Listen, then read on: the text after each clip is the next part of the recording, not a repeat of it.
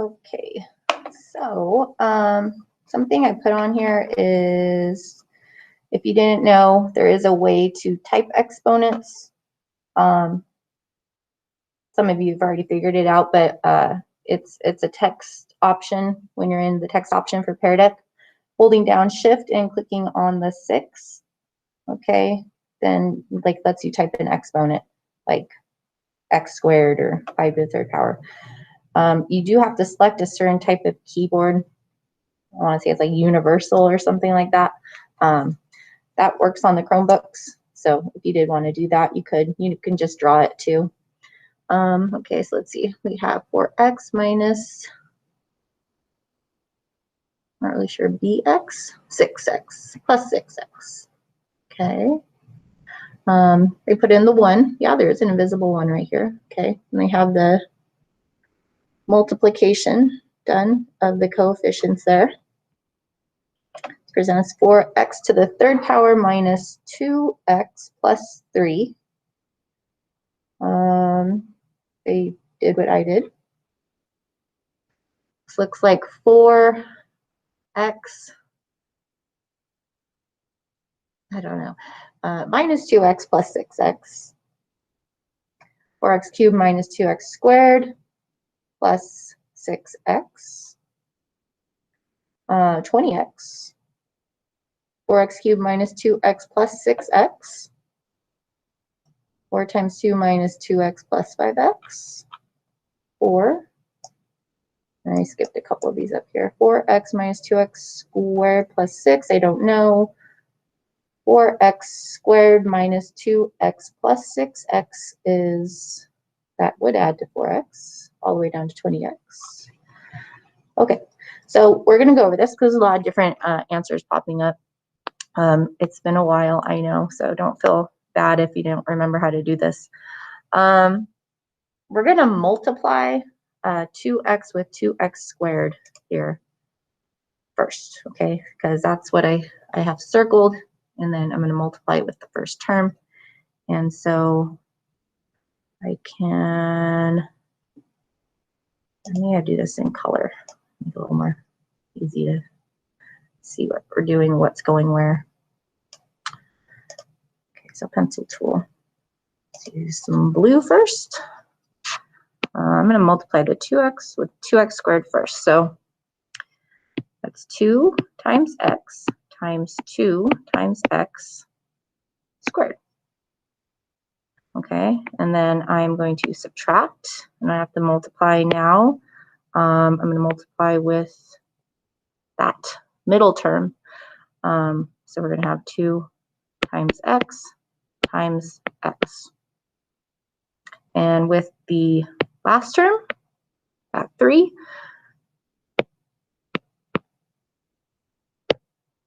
two times x times 3.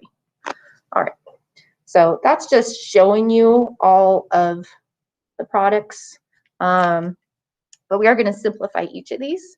And so you can multiply numbers together, like 2 and 2 gives us 4.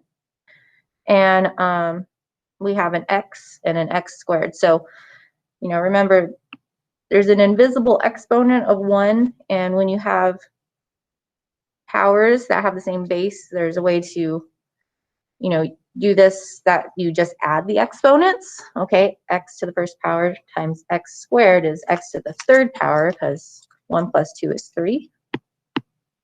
Or you can just literally see that there's 1 copy here, and then there's 2 copies there. So there's 3 altogether. And 2 times x, again, if you want to use exponent rules, you think of it as 2 times x to the 1 plus 1 power, or second power. And then 2 times 3 is going to give me 6, and there's just 1 x there. Okay. At this point, you would look for any like terms, right? And so none of these terms are like, though. Like terms have to have the same variable and the same power on the variable. So the first term has an x cubed variable. Second term has an x squared variable and the last term has an x. And so this is actually our answer that we're looking for here.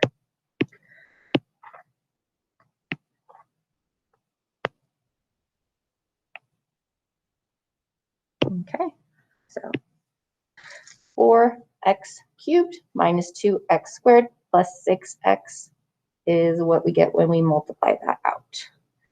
And so this is distributing, which is like the opposite of factoring.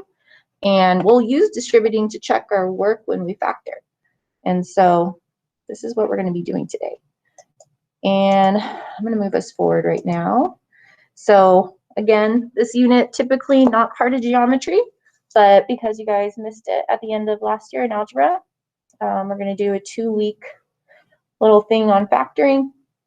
First, we're going to learn about factoring out the greatest common factor. Your learning goal is I can factor out the greatest common factor of a polynomial. Polynomial is an expression with terms, okay? So like this right here, this is a polynomial. It has 1, 2, 3 terms. And so if I wanted to factor this, I would actually end up with what I started with here, okay? And we're going to learn how to do that today.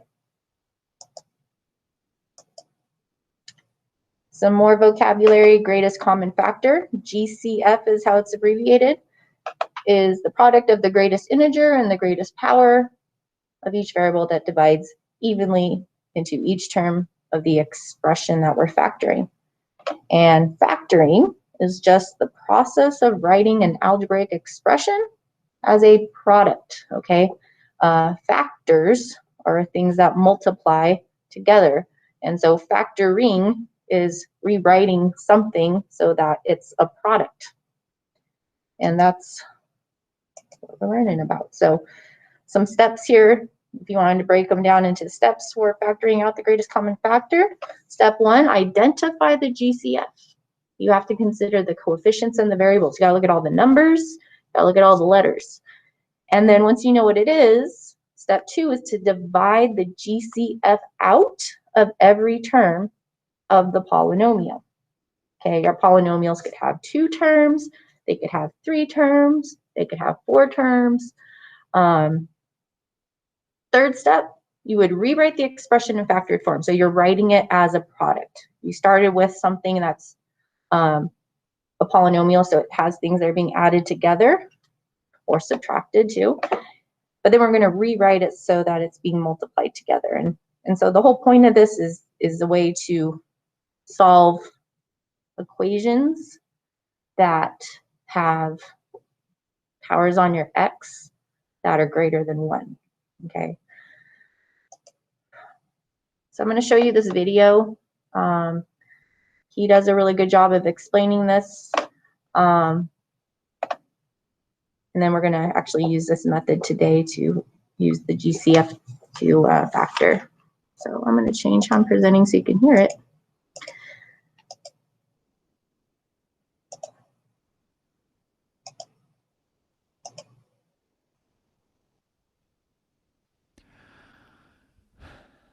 It's Okay, another math video from algebratesthelper.com. And what I'm going to focus in here on this particular video is to help you out with factoring polynomials. Okay, and we're going to start by looking at factoring out the GCF, which is the greatest common factor. So hopefully you're kind of familiar with what I'm going to be trying to do here. And factoring is such an important skill in algebra. You really need to master it. And you can kind of think of factoring as taking something and just writing it in its factors. So for example, if I have 10 and I said factor 10, what I'm asking you to do is to write it as a product of 2 other numbers, okay, which we call factors. So for example, 10 is 2. I could write it as 2 times 5 because 2 times 5 equals 10. So 2 times 5, 2 and 5 are factors, okay? So if I ask you to factor, let's say 10x, well, you could write that maybe as 10 times x, okay? That gives you 10x.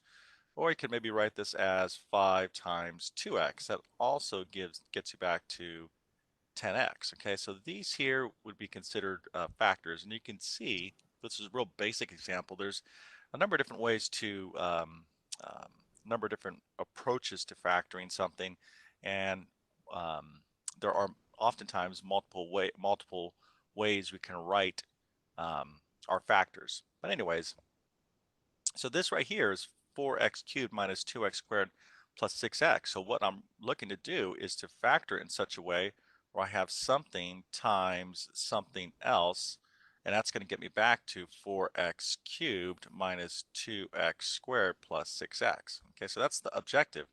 And what we're going to focus on in this particular example is the greatest common factor.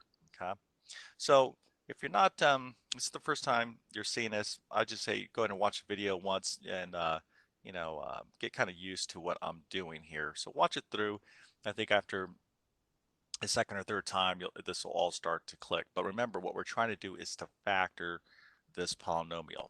Okay, so greatest common factor. So this is how you do it. What you want to do is look at each one of these terms in this polynomial.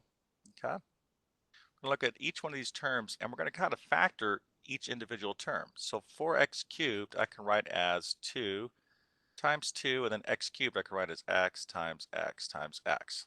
Okay, so this one over here, this negative 2x squared, I can write this, let's just kind of keep it as 2 for now, 2x times x, right? That's the same thing as 2x squared. And then 6x, I can write that as 2 times 3 times x. Okay. All right, so greatest common factor. The greatest common factor is the greatest thing that all three of these terms, the factors of these terms, have in common. Okay, so let's ask ourselves, what do all three of these all three of these terms factors have in common? Well, they definitely have a 2. Okay, each one of them have a 2. So because they all have a 2 in common, that's going to be part of our greatest common factor. So that'll be a 2. Now we just have to focus in on the x, okay, the x's. So this one has 3, this one has 2, and this one has 1. But guess what? Okay, the only thing that they all have in common is only one x, because this poor fellow over here only has one x. Okay, it doesn't have 2, it doesn't have 3. So all of them, at least, all three of these terms have at least an x in common. So they all have a 2 in common, and they all have an x in common. And beyond that, they don't have anything else in common. Okay, so 2x is the greatest common factor. All right? Okay, so hopefully that kind of made sense to you. And now what we have to do is to go ahead and use the greatest common factor to factor this polynomial. So what do we do? Okay, well, we're going to write our greatest common factor like this, 2x, and then I want you to write 2 parentheses just like this. Okay, and I want you to be thinking to yourself about the distributive property. Okay, if I was going to take 2x and multiply it by something, okay, and I wanted to get back to my original first term, which was 4x cubed, what would I have to multiply 2x by? Okay, well, if you think about it, 2x times something, okay, wait, let me just ask you, let me just state this in a different way. 2x times something else gets us back to 4x cubed. What would that be? Well, we need a 2 to get that 4, right? And we need an x squared, because 2x times 2x squared will get me back to 4x cubed. So this is the whole idea behind factoring. Now, if you look at it, if I take my 2 and my x out, okay, that's my GCF, well, look what I'm left with, okay? I'm left with 2x squared, right?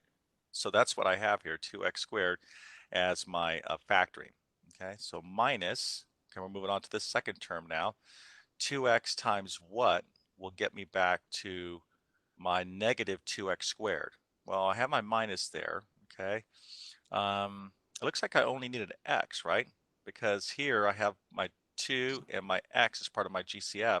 So all I need is an x, and I'll throw my negative sign there, so it's a negative 2x squared. So if you think about it, 2x times this minus x will get me back to 2x squared, okay? All right, so like I said, if you're a little lost, just stick with this. Believe me, I've seen students when they initially learn this, they, it's a little tough for most students in the beginning, but after a while, a light bulb will click on. No big deal. All right, so 2x times what else will get us back to 6x? Okay, so just let's go back over here, look at our factors. 2x is our GCF, so 3 is what we need, right? So 2x times 3 will get us back to 6x. So this is the factor here, okay? We just factored this out. 2x times 2x squared minus x plus 3, because if you went ahead and used the distributive property and you took 2x times all three of these things, you would get back to Okay, so I'm going to stop it right there. That should look real familiar. That was our warm-up question. So I had this problem for us, but in reverse. Okay, so we actually checked the answer in the warm-up. We went from, this and multiplied it out, and this is what we got as our multiplied out polynomial. And so if I come back to the warm-up, that's what we did. We just did it in reverse. Okay, so these two things, distributing and factoring, they undo one another. They're opposites. Okay, so we're going to move forward to this slide right here and work out some examples. Okay, and so these right here, these are a couple of polynomials with just two terms. A two-term polynomial is called a binomial. So I'm going to kind of just add that in. And you can add that too if you'd like to. Right up here, a binomial, a polynomial with two terms. Okay, you think of like the word bicycle has two wheels, binomial has two terms. It's a polynomial with two terms. And so we're just going to write out the factors of each term. And then we're going to do factoring out the GCF because we're going to identify the GCF and factor it out. We're doing these three steps here. Identify the GCF, divide it out, and rewrite it in factored form. Okay. All right. So I'm going to go ahead and write out x squared as x times x.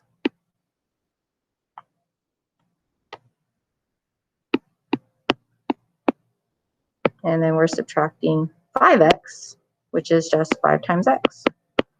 And so if I look at those two terms, and I'm trying to figure out what the GCF is, the GCF is what they both have in common. And you can use like the highlighter to do that. You can see that there's an x here and an x here that they have in common. So my GCF is just x. And so the GCF goes on the outside of the parentheses. And then on the inside of the parentheses, we're going to put what's left over. We have the one blue x, we have that minus sign, and the purple 5. Okay. Now, if you want to check your work, you can check your work using the distributive property.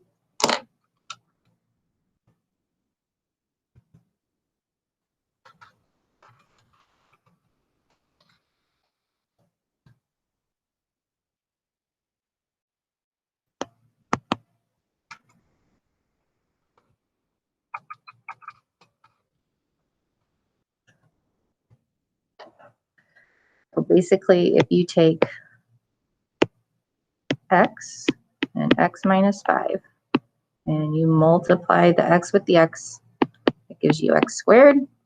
And then if you multiply it with the 5, we get minus 5x. And if we get back to what we started with, well, then we know it works.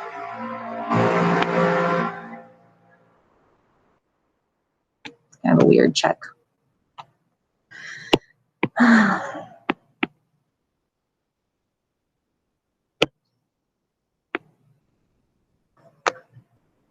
Okay, so then I know that is my answer.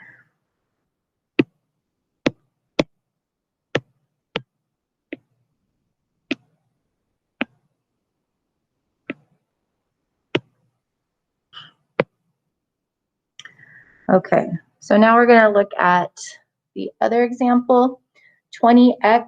We want to write 20 as a product of its prime factors. And so one way to do that is with something called a factor tree. And maybe you remember this from a long time ago, or maybe you don't, but I'm going to show you how to do that. This helps you factor large composite numbers. 20 isn't that large, but you know, it'll work for the example of it. So if I make a factor tree, what I would do is write the number that I'm factoring, 20, and then I kind of split it into a product of two numbers that multiply to make 20. And I don't want to use 1 and 20. I can use 4 and 5, or I could use 2 and 10. It doesn't matter, but what you do is you circle it if it's a prime number.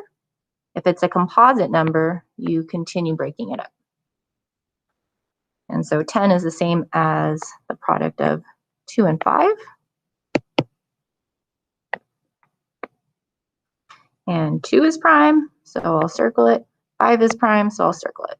And then I know the prime factors of 20 comes from 2 times 2 times 5. So that's one way to do that. And so for 20, we would write out 2 times 2 times 5 times x. Actually, you want to do that in a different color.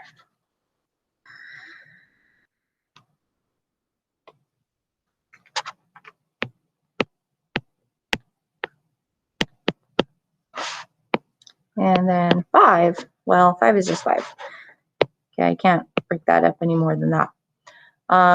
We want to look, though, for what the GCF is. What do these two terms have in common? What's the largest number they have in common?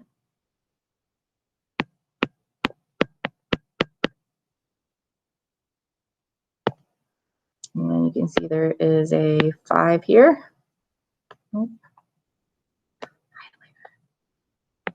5 here and a 5 here. So the GCF is 5.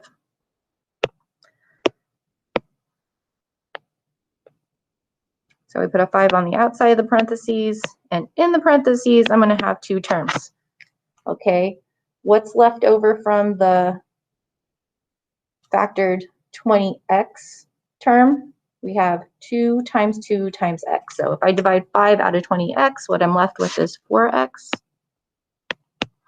And then the next term, if I divide the 5 out, well, there's nothing left. So when that happens, think of this as multiplying by 1, and you just have a 1 here. You can check it with the distributive property. 5 times 4x is 20x. 5 times 1 is 5. It checks out. So we know this is the correct answer.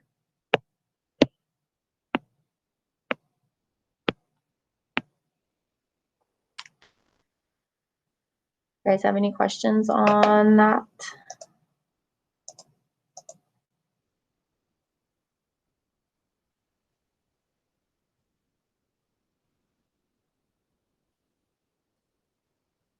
So we're going to see what this looks like with 3 terms next.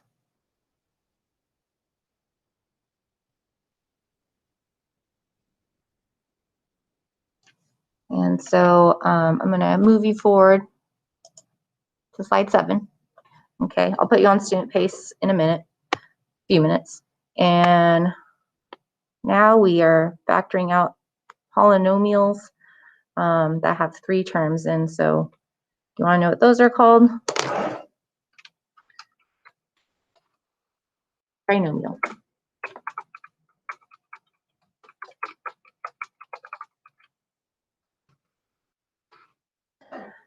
Okay, it's a polynomial with 3 terms. And you can make the analogy of a tricycle has 3 wheels. Tri, T-R-I, means 3. So 3 terms. These are trinomials. And it's the same process. We just have to look at 3 terms now to find out what the GCF is. So to identify the GCF, we're going to write out all the factors of each of these 3 terms. So we're going to see there's some negatives showing up now. We're just going to kind of leave that there and deal with it as we go. So 5x is, you do -5 times x. Subtract.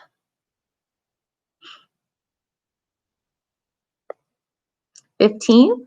So 15's composite. I'm going to write it as its prime factors multiplied together. 3 times 5. 3 and 5 are both prime.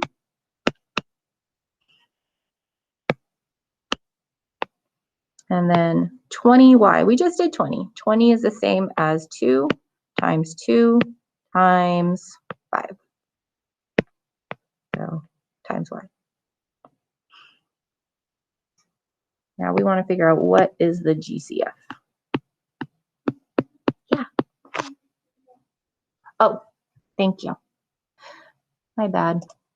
I do that a lot. I'll start going and then I don't have it showing. Thank you for letting me know, Anjali. Okay, so you see what I did there is I just wrote out those 3 terms, expanded them so that I can see what all the factors are of each term. And now the greatest common factor of all 3 terms is what?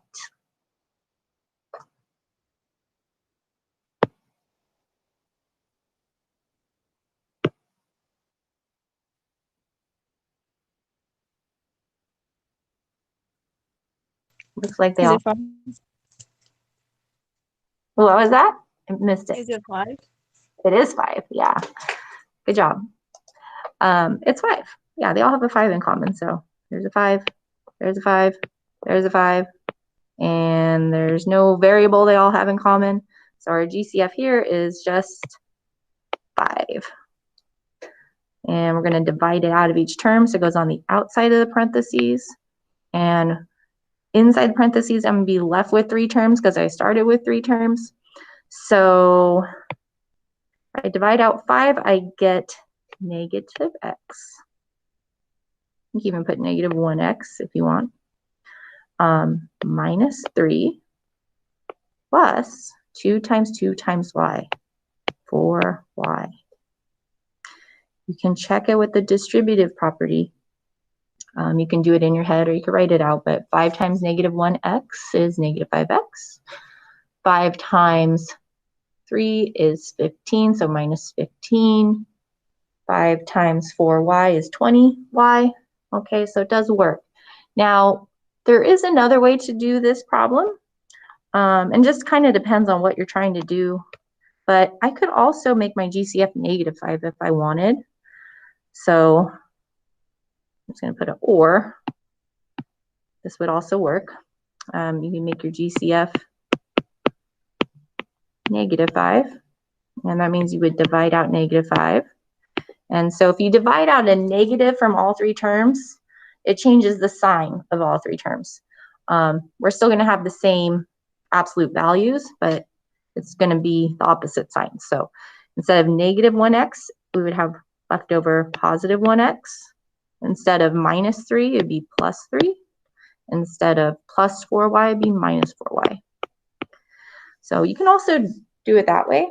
And that would just depend. There's 2 correct answers here, but like what are you trying to accomplish with this would determine how you want to do that. All right. So there's one problem left here.